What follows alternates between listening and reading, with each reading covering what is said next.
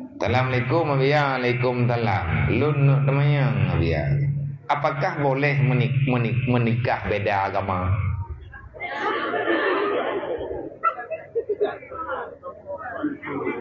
Apa ada ini kampungnya? Tahu namanya? Nyo tahu yang kali lap, yang rencana yang nak berkahwin dengan Israel tahu lah kawan.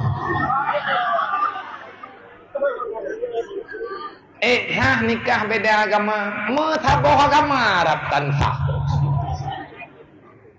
Beile tiap menikah taboh lain agama, nah orang kemengkawin taban agama tantah sih.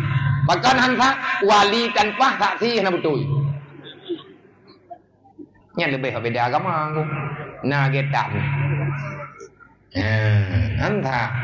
Mana biar menyatakan jadi nikah beda agama. Si ansa ku jadi hana jadi.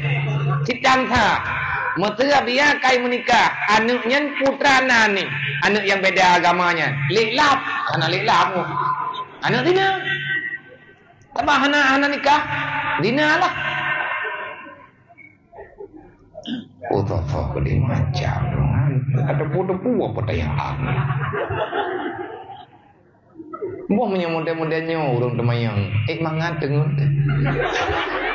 bu gebi kan payah tujuh pulang baru tanah bu kagak pegah beritanya yang pas pingan-pingan tak apa kita yang tu pegah dan pejuh-pejuh bu payah tak pejuh dengan tak pejuh kejuh racun aja